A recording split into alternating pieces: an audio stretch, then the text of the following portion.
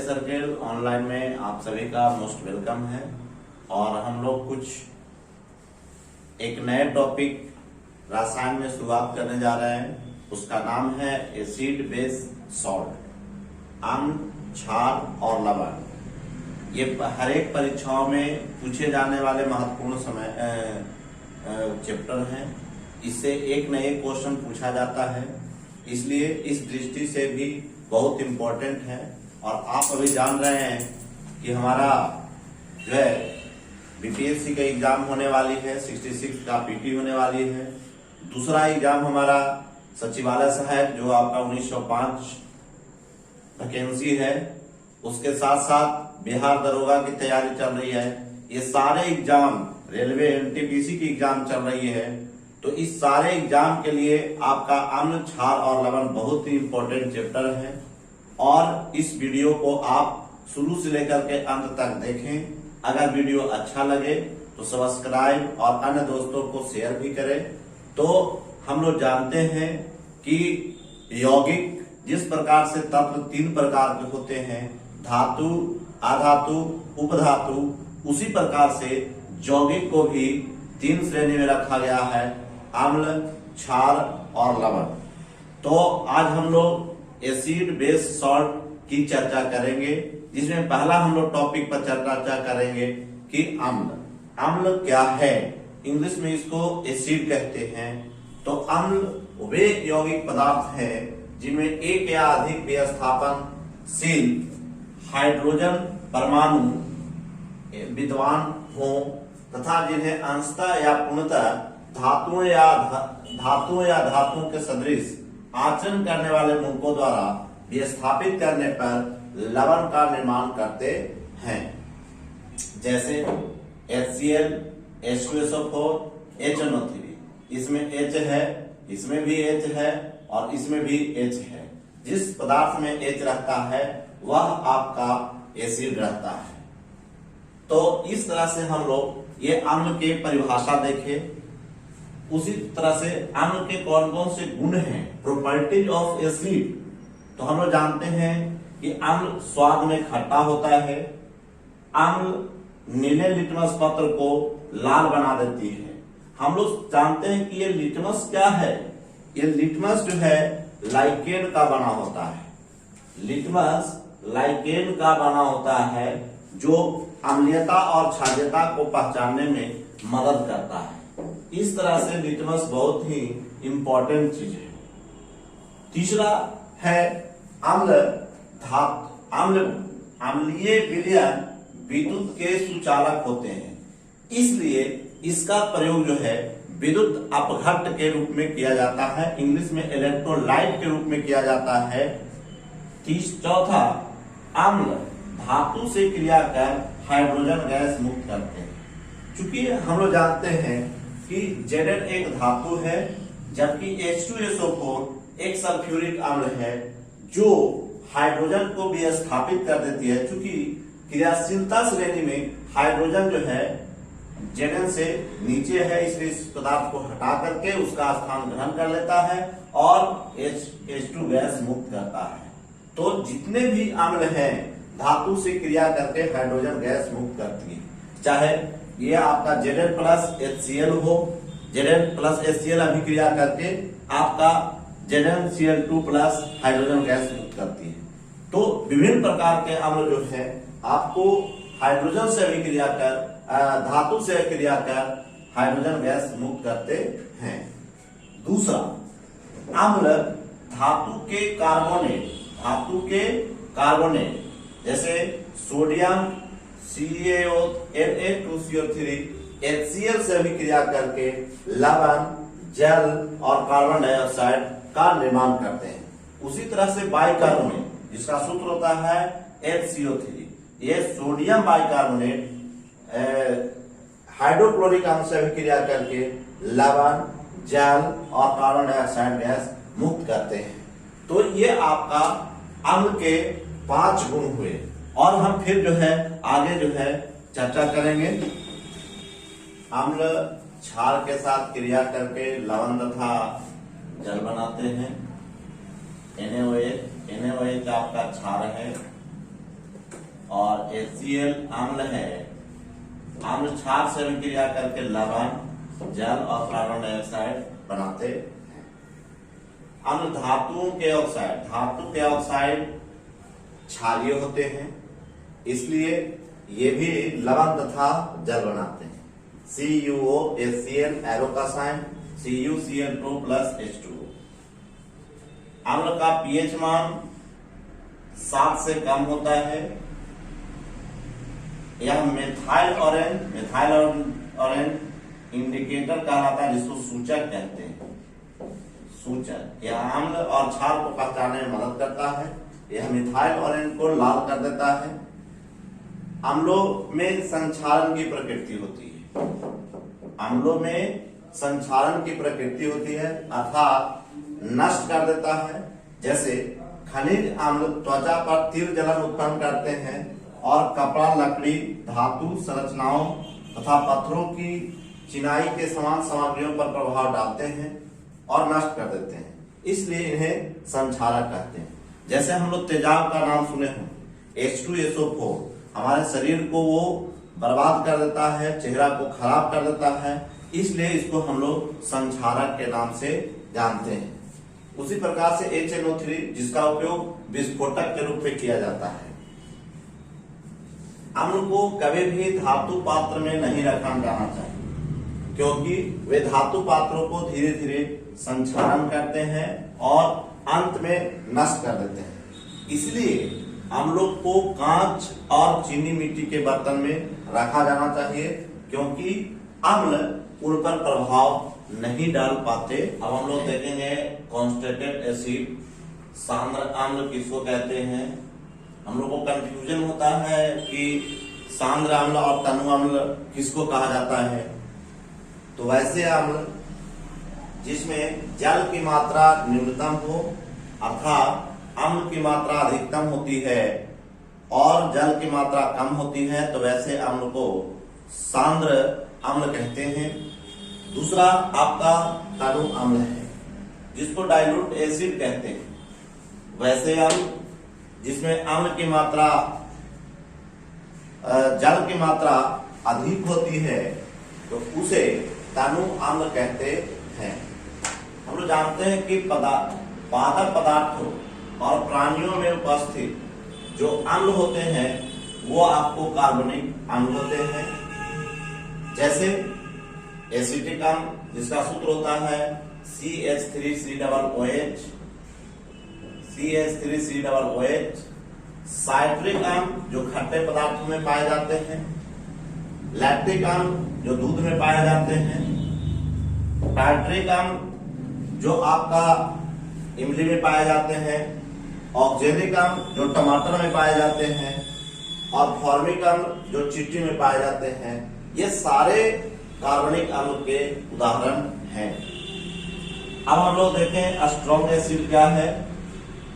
वैसे अम्ल जो जल में पूर्ण रूप से आयनित हो जाते हैं और इस प्रकार बड़ी संख्या में हाइड्रोजन आयन को उत्पन्न करते हैं, प्रबल अम्ल कहलाते हैं, स्ट्रॉन्ग एसिड कहलाते हैं। इसके अंतर्गत हम लोग HCl को रखते हैं, H2SO4 को रखते हैं, HNO3 को रखते हैं। दुर्बल अम्ल किसको कहते हैं। वैसे अम्ल जो जल में आंशिक रूप से आयनित होते हैं और इस प्रकार कम संख्या में हाइड्रोजन आयन उत्पन्न करते हैं, तो ऐसे अम्ल को हम लोग दुर्बल अम्ल कहते हैं, वीक एसिड कहते हैं। For example H2CO3, H2SO3, sulphurous अम्ल, CH3COOH। ये जितने भी अम्ल हैं ये आपके दुर्बल अम्ल कहलाते हैं। ऑक्सी अम्ल, ऑक्सी अम्ल जिन अम्लों में हाइड्रोजन और ऑक्सीजन उपस्थित रहते हैं उन्हें हम ऑक्सी अम्ल कहते हैं। जैसे हम लोग देखते हैं सल्फ्यूरिक अम्ल जिसका सूत्र होता है H2SO4। इसमें हाइड्रोजन भी उपस्थित है और ऑक्सीजन उपस्थित है, इसलिए ऐसे अम्ल को ऑक्सी अम्ल कहते हैं। दूसरा आपका फास्फोरिक अम्ल है H3PO4। इसमें हाइड्रोजन और ऑक्सीजन दोनों उपस्थित है, इसलिए इसको ऑक्सी अम्ल कहते हैं। तीसरा आपका नाइट्रिक अम्ल है HNO3। इसमें भी हाइड्रोजन और ऑक्सीजन उपस्थित है, इसलिए ऐसे अम्ल को ऑक्सी अम्ल कहते हैं। नाइट्रस अम्ल HNO2, तो इसमें भी हाइड्रोजन और ऑक्सीजन उपस्थित है। अब हम लोग देखते हैं हाइड्रा अम्ल। हाइड्रा अम्ल वैसे अम्ल को कहते हैं जिन अम्लों में केवल हाइड्रोजन उपस्थित रहते हैं, उसे हाइड्रा अम्ल कहते हैं। जैसे हम लोग सल्फ्यूरिक हाइड्रोक्लोरिक अम्ल कहते हैं, ये पेट में पाया जाता है, जो आपका HCl होता है।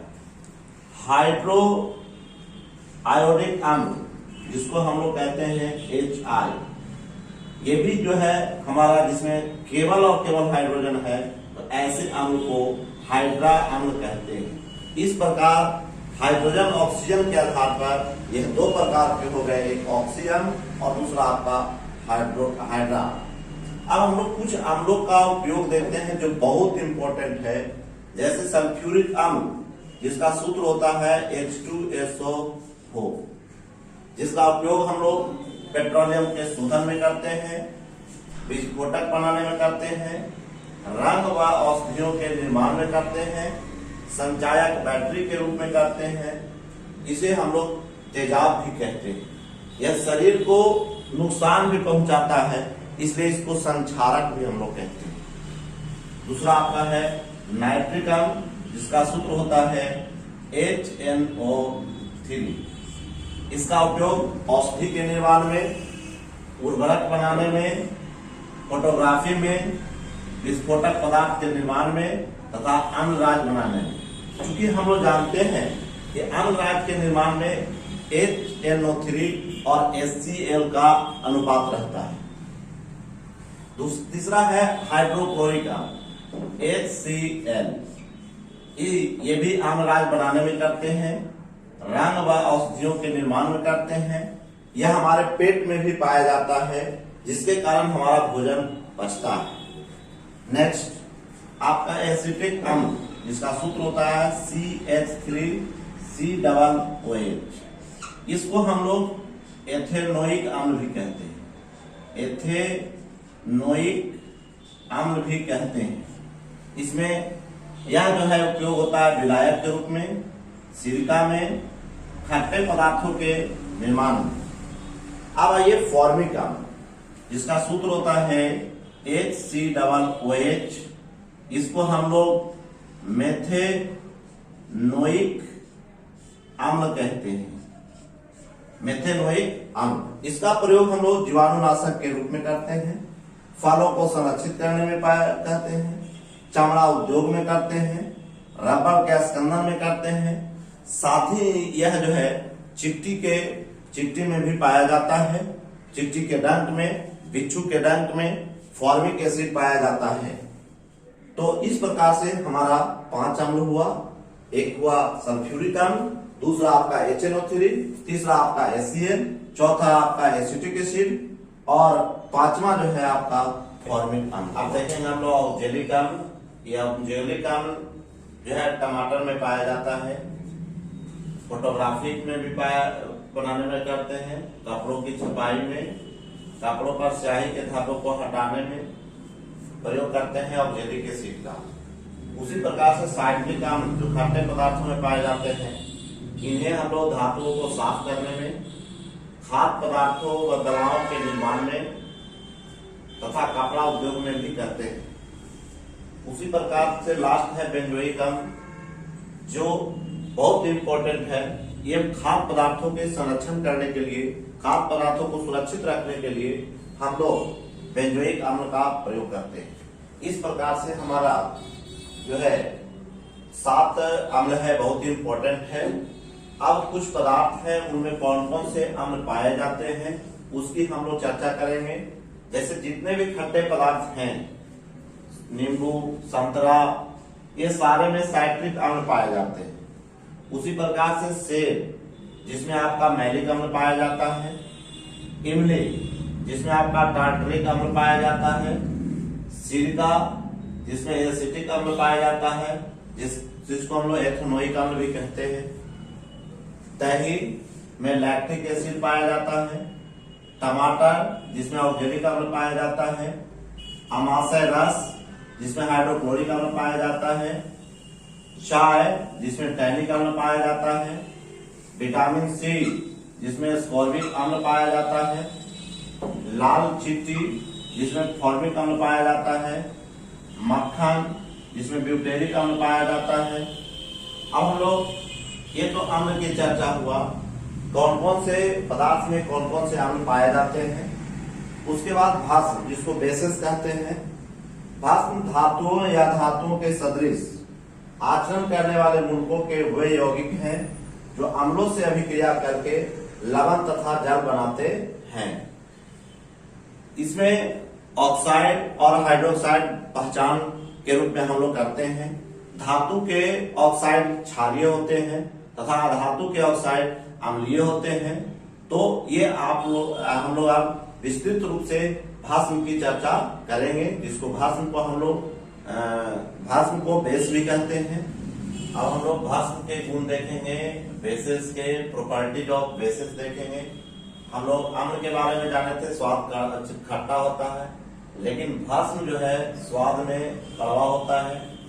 यह लाल लिटमस पत्र को नीला कर देता है तथा मिथाइल ऑरेंज को पीला कर देता है। चूंकि लिटमस पत्र आपका इंडिकेटर होता है, इसका पीएच मान 7 से अधिक होता है। प्रबल क्षार विद्युत के सुचालक होते हैं। क्षार कार्बनिक पदार्थों को नष्ट कर देते हैं। क्षार नॉक्सेलिन को गुलाबी कर देते हैं। चूंकि हम जानते हैं कि क्षार अम्ल के साथ अभिक्रिया करके लवण तथा जल बनाते हैं, जैसे NaOH H2SO4 से अभिक्रिया करके Na2SO4 प्लस H2O बनाते हैं। इसमें NaOH जो है क्षार है, H2SO4 अम्ल है, Na2SO4 लवण है, H2O जल है। अब क्वेश्चन 8 नंबर, क्षारक अधातु के ऑक्साइड, क्योंकि हम लोग अधातु के ऑक्साइड अम्लीय होते हैं, के साथ अक्रिया करके लवण तथा जल बनाते हैं, जैसे CaOH का होल 2 प्लस CO2, एरो का साइन CaCO3 प्लस H2O। इसमें CaOH का होल 2 आपका क्षार है और CO2 चूंकि अधातु के ऑक्साइड है तो अम्लीय हो गए, तो क्षार और अम्ल अभिक्रिया करके लवण तथा जल बनाते हैं। क्षारक 2 प्रकार के होते हैं, एक आपका प्रबल क्षारक स्ट्रॉन्ग बेसिस, वैसे क्षार जो जल में पूर्ण रूप से आयनित हो जाते हैं तथा हाइड्रोक्सिल ग्रुप को एक बड़ी मात्रा उत्पन्न करते हैं, तो ऐसे क्षार को प्रबल क्षार कहते हैं, स्ट्रॉन्ग बेस कहते हैं, जैसे NaOH, KOH इत्यादि। उसी प्रकार से दुर्बल क्षारक वैसे क्षारक जो जल में आंशिक रूप से आयनित होते हैं और इस प्रकार थोड़ी मात्रा में हाइड्रोक्साइड आयन उत्पन्न करते हैं, तो उसे हम लोग दुर्बल क्षार कहते हैं, जैसे NH4OH, CaOH का होल 2, MgOH का होल 2। इस प्रकार से हम लोग क्षारक 2 भाग में बांटे, एक स्ट्रॉन्ग बेस और दूसरा वीक बेस। जो हाइड्रोक्साइड आयन को कम मात्रा में करते हैं उसे हम लोग दुर्बल क्षार कहते हैं, जो अधिक मात्रा में करते हैं उसे हम लोग प्रबल क्षार कहते हैं। क्षार वैसे पदार्थ को कहा जाता है जो जल में घुलनशील क्षारक होते हैं, उसे क्षार कहते हैं। भस्म और क्षार का उपयोग कैल्शियम हाइड्रोक्साइड CaOH का होल 2, वैसे कंपाउंड जिसमें हाइड्रोक्साइड और ऑक्साइड धातु के ऑक्साइड अगर रहते हैं तो उसे क्षार कहते हैं। जैसे हमने पहला देखे कैल्शियम हाइड्रोक्साइड, इसका उपयोग घरों में चूना पोतने में, मिट्टी की अम्लता को दूर करने में, प्लास्टर ऑफ पेरिस के निर्माण में, विरंजक चूर्ण बनाने में किया जाता है। इसे बूझा हुआ भी चूना कहते हैं, इसे बूझा चूना कहते हैं, बूझा चूना कहते हैं। नेक्स्ट दूसरा caustic soda NaOH, sodium hydra oxide इसका रासायनिक नाम है। इसका उपयोग साबुन बनाने में, पेट्रोलियम के शुद्धिकरण करने में, कपड़ा एवं कागज को बनाने में। तीसरा है पोटेशियम हाइड्रोक्साइड KOH। इसका उपयोग, इसको हम लोग पोटेशियम हाइड्रोक्साइड कहते हैं। इसका उपयोग मुलायम साबुन बनाने में, दवा निर्माण में, घरों एवं कारखानों को साफ करने में किया जाता है। उसी प्रकार से चौथा है कैल्शियम ऑक्साइड। इसको हम लोग लाइम कहते हैं, चूना कहते हैं। इसी को क्विक लाइम भी कहते हैं। इसका उपयोग कास्टिक सोडा के निर्माण में तथा ब्लीचिंग पाउडर के निर्माण में किया जाता है। उसी प्रकार से पांचवा मैग्नीशियम हाइड्रोक्साइड, इसको मिल्क ऑफ मैग्नीशिया भी कहते हैं। इसका उपयोग पेट की अम्लता को दूर करने में, चूंकि यह क्षार है तो अम्लता को दूर करेगा। अम्ल के विषाक्तीकरण को एंटीडोट के रूप में प्रयोग करते हैं। Next question, next 6 magnesium oxide, जिसको MgO कहते हैं। इसका उपयोग बॉयलरों के रूप में किया जाता है। अब हम लोग अम्ल और क्षार को पहचानने के लिए एक पदार्थ का प्रयोग करते हैं, इंडिकेटर का प्रयोग करते हैं। इंडिकेटर एक वैसा पदार्थ है जिनका उपयोग अम्ल तथा क्षार द्वारा रंग परिवर्तन होता है, उन्हें सूचक कहते हैं। जैसे लिटमस पत्र, मेथिलोनिन, फिनोल्फ्थेलिन, हल्दी, चुकंदर इत्यादि प्रयोग किया जाता है। तो इस प्रकार से हमारा सूचक समाप्त हुआ। इंडिकेटर का प्रयोग हम लोग जिस तरह से बल्ब में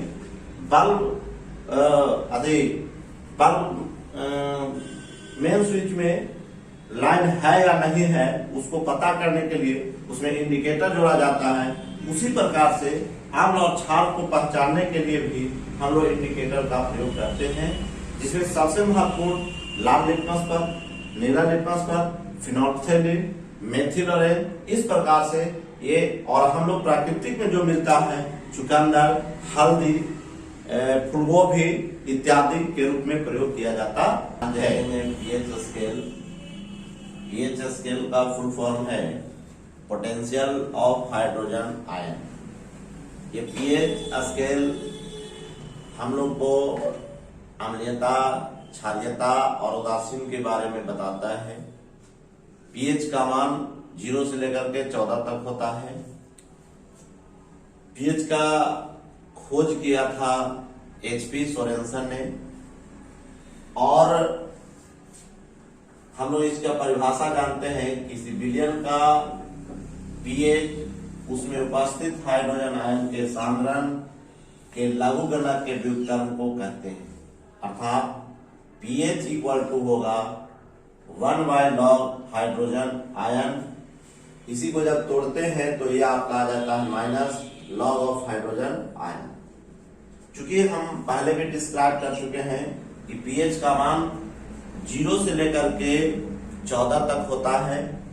यदि किसी विलयन का पीएच मान 7 से कम होता है तो आपका उदासीन 7 से कम होता है तो आपका अम्लीय विलयन होगा। 7 के बराबर होगा वह विलयन उदासीन होगा।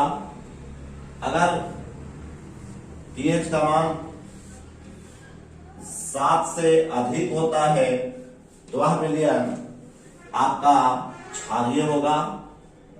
अगर विलयन का पीएच मान 7 होगा तो वह विलयन उदासीन होगा। अब हम लोग पीएच स्केल में देखते हैं कि इसका जो वैल्यू रहता है वो 0 से लेकर के 14 तक होता है। यदि विलयन का पीएच मान 7 हो जाए तो उदासीन होगा। अगर विलयन का पीएच मान 7 से कम होता है, जैसे जैसे कमते जाता है उसकी अम्लीयता बढ़ते जाती है। अर्थात एक सबसे ज्यादा अम्लीय होगा, उससे ज्यादा 0 होगा। साथ ही उस वैसा विलयन जिसका पीएच मान 7 से अधिक होता है उसको हम लोग क्षारीय कहते हैं। और क्षारीयता 7 के बाद बढ़ते जाती है। 8, 9, 10, 11, 12, 13, 14 अगर होती है तो सबसे अधिक क्षारीय विलयन होता है। अब कुछ पदार्थों के नाम हैं और उनके पीएच मान दिया गया है।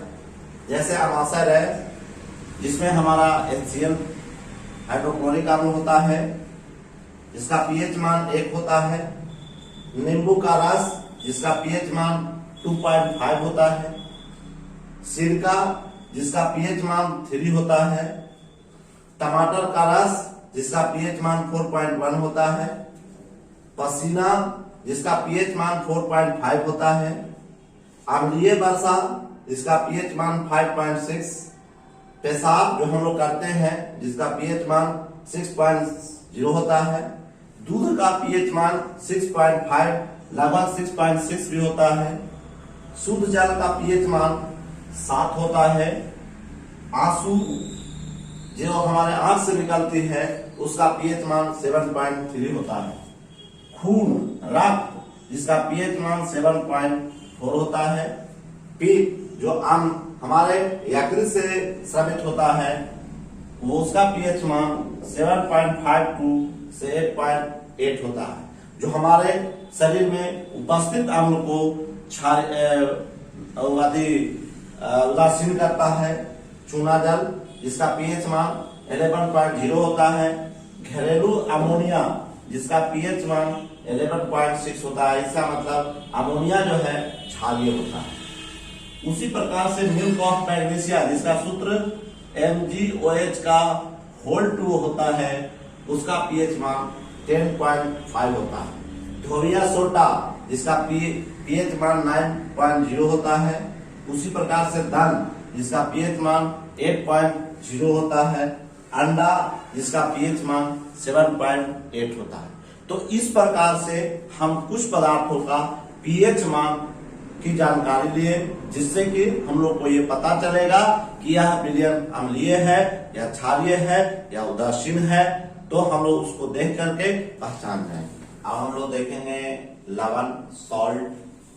हम लोग जानते हैं कि अम्ल और क्षार अभिक्रिया करके लवण तथा जल का निर्माण करते हैं। जैसे NaOH ये क्षार है, जिस कंपाउंड में OH लगा रहेगा वो क्षार है, और जिसमें हाइड्रोजन उपस्थित होता है वो अम्ल होता है। तो अम्ल और क्षार अभिक्रिया करके लवण और जल बनाते हैं। ऐसी क्रिया को उदासीनीकरण क्रिया भी कहते हैं। तो ये आपका लवण में 2 प्रकार के मूलक होते हैं। एक आपका भास्मिक मूलक जिसको बेसिक रेडिकल कहते हैं। भास्मिक मूलक धन आवेशित होती है, जैसे सोडियम क्लोराइड में सोडियम आयन भास्मिक मूलक होते हैं। उसी प्रकार से अम्लीय मूलक है एसिडिक रेडिकल। वैसे मूलक जो हाइड्रोजन के विस्थापित के फलस्वरूप प्राप्त होते हैं उसे अम्लीय मूलक कहते हैं।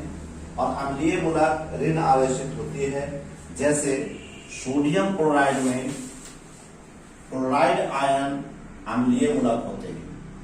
इस प्रकार से कोई भी लवण 2 प्रकार के होते हैं। कोई भी लवण के मूलक 2 प्रकार के होते हैं, एक आपका एसिडिक रेडिकल और दूसरा आपका बेसिक रेडिकल।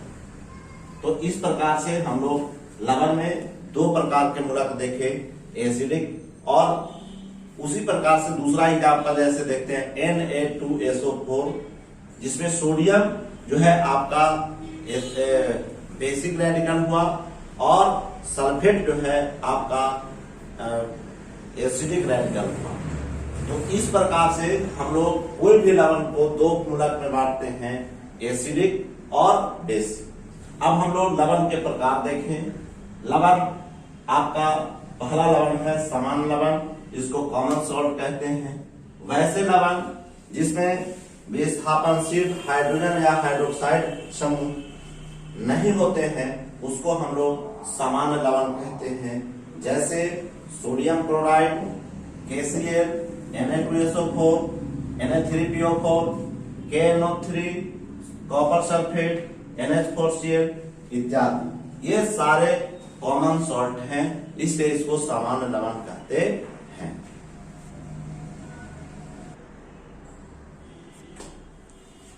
अब हम लोग दूसरा लवण अम्लीय लवण देखेंगे, जिसको एसिडिक रेडिकल कहेंगे, और जिसमें हाइड्रोजन आयन उपस्थित रहेगा उसको हम लोग अम्लीय लवण कहते हैं। इसका परिभाषा है वैसे लवण जिसमें एक या अधिक स्थानांतरण योग्य हाइड्रोजन परमाणु होते हैं, वैसे लवण को अम्लीय लवण कहते हैं। अर्थात सॉल्ट में अगर हाइड्रोजन उपस्थित हो जाए तो वैसे सॉल्ट को हम लोग अम्लीय लवण कहते हैं। जैसे NaHCO3, ये आपका इसमें हाइड्रोजन उपस्थित है, इसको हम लोग सोडियम बाइकार्बोनेट कहते हैं, इसे खाने वाला सोडा भी कहते हैं। दूसरा आपका है NaHSO4, सोडियम बाइसल्फेट कहते हैं, इसमें भी लवण के साथ साथ हाइड्रोजन उपस्थित है, इसलिए इसको अम्लीय लवण कहेंगे। तीसरा लवण है क्षारीय लवण। बेसिक सॉल्ट, किसी अम्ल द्वारा भस्म के आंशिक उदासीनीकरण के फलस्वरूप बने हुए लवण को भास्मिक लवण कहते हैं। इसमें OH उपस्थित होगा, वैसे लवण जिसमें OH उपस्थित होगा उसको हम लोग भास्मिक लवण कहते हैं। जैसे PbOHCl, दूसरा BiOH2NO3, तीसरा CuCO3, चौथा MgOHCl और पांचवा जो है CaOHCl। इसको हम लोग मिटा देते हैं क्योंकि CaOHCl इत्यादि। चौथा मिश्रित लवण, जिसको मिक्स्ड सॉल्ट कहते हैं, वैसे लवण जिसमें एक से अधिक भास्मिक या अम्लीय मूलक होंगे उसको हम लोग कहते हैं मिश्रित लवण। जैसे CaOCl, इसको हम लोग कहते हैं ब्लीचिंग पाउडर। उसी तरह से सोडियम पोटेशियम सल्फेट, इसमें दो आपका भास्मिक, एक जो है पोटेशियम है और दूसरा एक अम्लीय है SO4, इसलिए ये दो प्रकार के लवण से मिलकर के बने हैं, इसलिए हम लोग मिश्रित लवण कहते हैं। तीसरा जो आपका है नेक्स्ट जो है द्विक लवण या युग्म लवण, जिसको डबल सॉल्ट कहते हैं। दो सामान्य लवणों से निर्मित लवणों को द्विक या युग्म लवण कहते हैं। जैसे FeSO4, एक सॉल्ट ये हुआ, और दूसरा NH4 SO4 6H2O, इसको हम लोग कहते हैं मोर लवण। उसी तरह से पोटेशियम सल्फेट Al2SO4 का होल 324H2O, इसको हम लोग पोटास एलम कहते हैं, और इसको हम लोग व्यापारिक नाम फिटकिरी भी कहते हैं।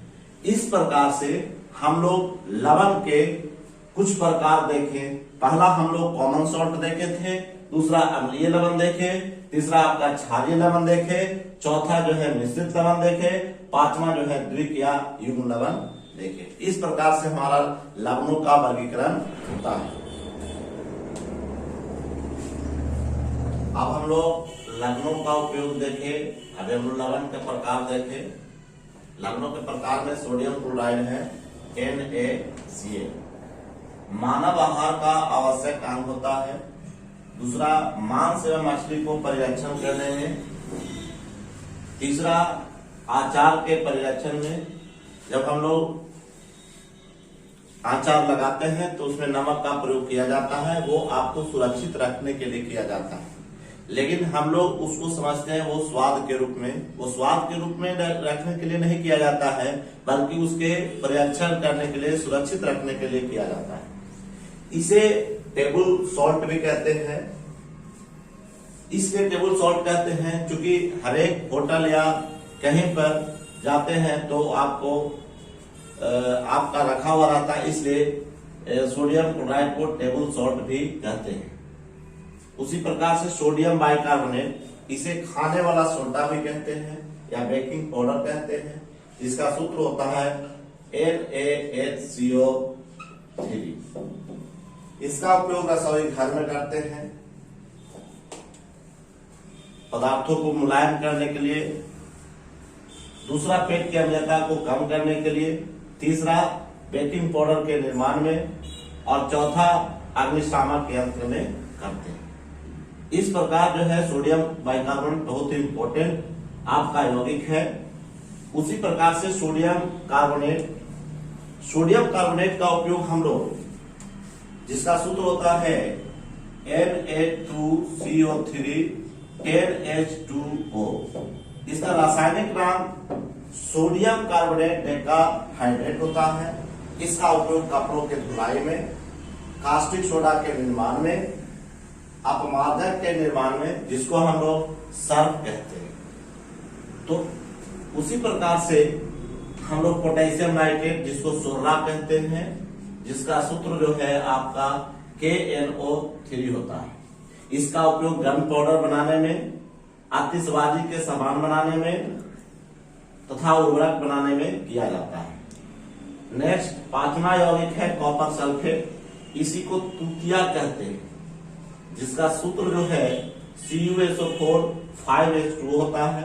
इसको नीला थोथा के नाम से भी जानते हैं। इसका उपयोग कीटाणुनाशक के रूप में किया जाता है, विद्युत लेपन के रूप में किया जाता है, रंगाई एवं छपाई करने में किया जाता है। इस प्रकार से हमारा कॉपर सल्फेट का उपयोग हुआ। और जो लास्ट यौगिक है पोटास एलान, जिसको हम लोग फिटकरी कहते हैं, इसका सूत्र जो है K2SO4 Al2SO4 का होल 3 24H2O होता है। इसे हम लोग जानते हैं द्विक लवण भी कहते हैं। बताए थे हम कि जिसमें 2 लवण उपस्थित होगा उसको द्विक लवण कहेंगे। इसका उपयोग जल के शुद्धिकरण करने में, औषधि के निर्माण में, शरीर के किसी अंग के थोड़ा सा कट जाने पर उस स्थान पर लगा लेने से वह जो खून है, रक्त है, बंद हो जाती है। दाढ़ी बनाते समय भी इसका उपयोग हम लोग करते हैं। साथ ही इसका उपयोग हम लोग चमड़ा उद्योग में करते हैं। इस प्रकार से हमारा कुल 6 प्रकार का लवण जो है, जिसका उपयोग बहुत ही सामान्य तरीके से किया जाता है। फिर अब हम लोग उभयधर्मी ऑक्साइड की चर्चा करें। अब हम लोग उभयधर्मी ऑक्साइड देखे हैं, जिसको एम्फोटेरिक नेचर कहते हैं। वैसे पदार्थ जिसमें अम्ल और क्षार दोनों का गुण मौजूद होता है, उसे हम लोग एम्फोटेरिक कहते हैं। जैसे जिंक ऑक्साइड, उसी प्रकार से एल्युमिनियम ऑक्साइड, तीसरा जो है आपका H2O, ये सारे में अम्ल तथा क्षार दोनों के गुण मौजूद होते हैं। उसके बाद हम लोग सल्फ्यूरिक अम्ल, जिसको H2SO4 कहते हैं, इसे हम लोग रासायनिक पदार्थों का राजा कहते हैं। लाल चींटी में हम लोग जानते हैं कि फॉर्मिक अम्ल, जिसका सूत्र होता है HCOOH, तथा सिलिका, जिसका में एसिटिक अम्ल पाया जाता है। 5% विलयन को हम लोग सिलिका कहते हैं। उसी प्रकार से सोडियम क्लोराइड, जिसको हम लोग टेबल सॉल्ट के नाम से जानते हैं, इसे साधारण नमक कहते हैं। यह समुद्र से प्राप्त होता है। चौथा नेक्स्ट मिल्क ऑफ मैग्नीशिया, जिसका सूत्र होता है MgOH का होल 2 का उपयोग एंटासिड के रूप में किया जाता है। इस प्रकार से हमारा सोडियम क्लोराइड, ये हमारा चैप्टर एसिड, बेस और सॉल्ट समाप्त हुआ। और अब हम लोग जैसे ही समाप्त करेंगे तो इसमें से हम लोग 40 या 50 क्वेश्चन आपको देंगे। आप कितना समझे कितना ना समझे उस पर कमेंट कीजिएगा और इस चैनल को सब्सक्राइब कीजिएगा, बेल का आइकन बटन दबाइएगा तथा अन्य दोस्तों को भी शेयर करेंगे। तब तक के लिए आप सभी को धन्यवाद।